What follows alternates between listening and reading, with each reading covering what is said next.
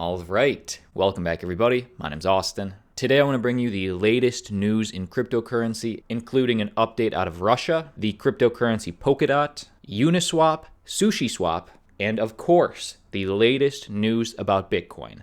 Like always, let's jump in. Jack Dorsey, CEO of Twitter, still thinks Bitcoin is the strongest contender for an internet-native currency. If you are invested in Bitcoin, huge green flag. In fact, let me share right now Jack talking to Reuters saying two things. Number one, why he believes in Bitcoin, why he is invested in Bitcoin. He talks about how it is consensus driven, it is a coin of the people. And two, you may or may not know this, but he funds Bitcoin development. Square Crypto funds the development of Bitcoin. And he mentions the two things that they're working on, funding-wise, development-wise, to make Bitcoin more viable in the future. Watch this. I do think I think the internet wants a currency and wants a native currency, and I think Bitcoin is probably the best manifestation of that thus far. And I can't see that changing given all the people who want the same thing and want to build it for that potential.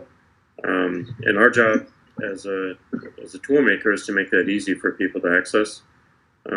Make it easy for people to understand and most importantly, utilize. And in that, we learn how to make it accessible to more people and where it's useful, where it's not useful.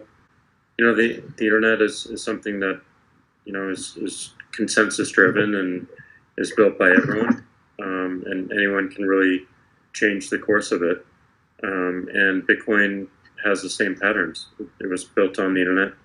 And anyone with a great idea can be additive to it, and they don't have to be at a company in order to do that. And I think that's what the internet wants. I think that's what it embraces. I think two big things. One is just transaction times and efficiency, so making it cost effective and making it time effective.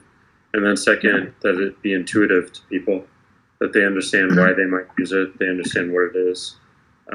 And they can access it in a way that feels similar to just handing over paper cash, and that is, fundamentally the easiest that every single one has experienced.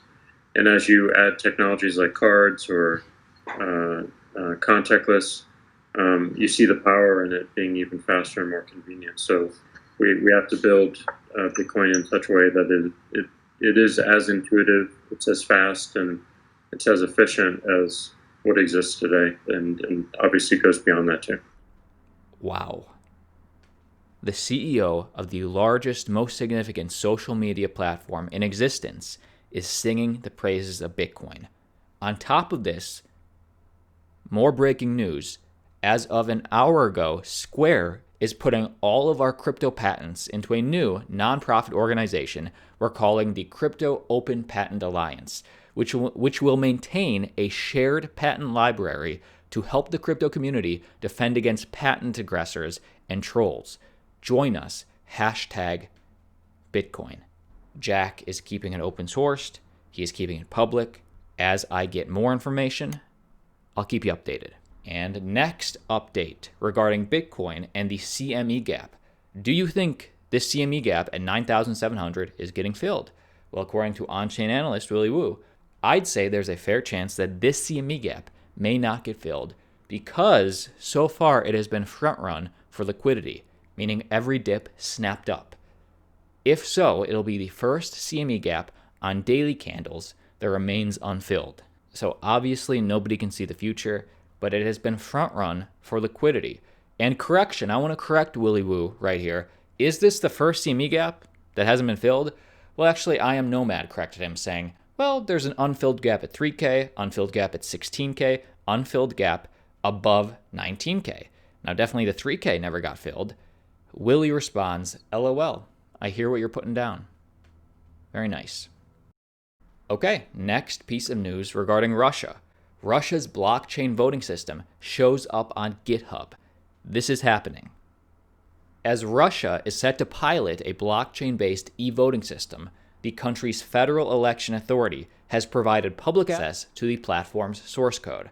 According to an official announcement by Russia's Central Election Commission, CEC, the source code for the e-voting system was partly released on GitHub on September 7th. Here is the official notice from Russia on their official site, and here is their open public source code on GitHub. So this is happening. When is this happening, and what does this mean for you? Well, Russia is set to pilot its blockchain-powered voting system at the upcoming elections for the State Duma, which is the lower house of the Federal Assembly of Russia. But what this means to you is that Russia will finally have open, transparent elections. Do you believe that? Well, a blockchain has to be decentralized. The node operators have to be decentralized for that to happen. For example, shortly after Russia piloted its blockchain voting system during a vote on constitutional amendments in summer 2020, Vladimir Putin, based on those amendments, entered into force on July 4th to serve 2 more 6-year terms until 2036. At the vote, the blockchain system reportedly suffered a number of bugs as well as major data breaches. So, let me know what you think down below in the comments, but not all blockchains are equal, not all cryptocurrencies are equal in terms of decentralization, censorship resistance, permissionlessness. Just keep that in mind. Next piece of dual news for SushiSwap and Uniswap. For Uniswap, over 1,000 new token pairs have been added to Uniswap in just this last week. So buyers beware. It's decentralized. It's a DEX. Anybody can add anything. And out of these 1,000 new tokens, many of them have questionable quality. Check this out. Since just the start of September, Uniswap users have added an average of 150 pairs per day. And this is exponential growth. And in a way, this is a good thing. Exponential growth in the number of tokens and pairs on Uniswap is a good thing because it shows the power of a completely open, permissionless financial primitives. Yet, on the other hand, buyer beware, if you use it, beware. Of course, without gatekeepers to approve or deny new listings, the exchange platform will almost inevitably support a lot of worthless tokens or outright scams purporting to be something that they're not. For example, a coin that was listed on Uniswap the other day was called Uniswap Exchange Token. It's a scam. There is no Uniswap token. And next piece of news, SushiSwap, Uniswap competitor, fork of Uniswap, will withdraw up to $830 million from Uniswap today.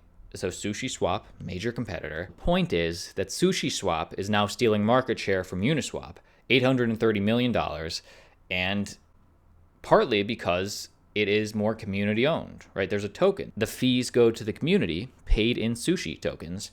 In this event, all this money transfer is perhaps the largest test to date of a growing mood in DeFi that all major projects maybe should be community owned. Obviously, the community has spoken for SushiSwap. Yes, the founder, the anonymous founder, sort of exit scammed. Seems like people are still using it. I don't know. Stepping back, some liquidity providers to Uniswap's automated market maker system have given control of their crypto to the rival automated market maker for the purpose of migrating assets to SushiSwap and earn sushi tokens for doing so.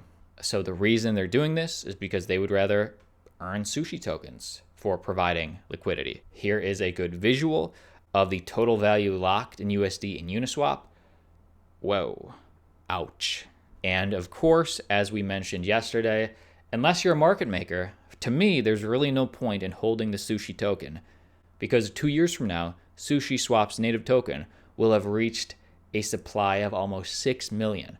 So massive inflation. Okay, next piece of news for Origin Trail and Polkadot. We have a little partnership here. Parity Technologies, Polkadot, joins Trace Alliance's Origin Trail's working group on decentralization and tokenomics. So check this out.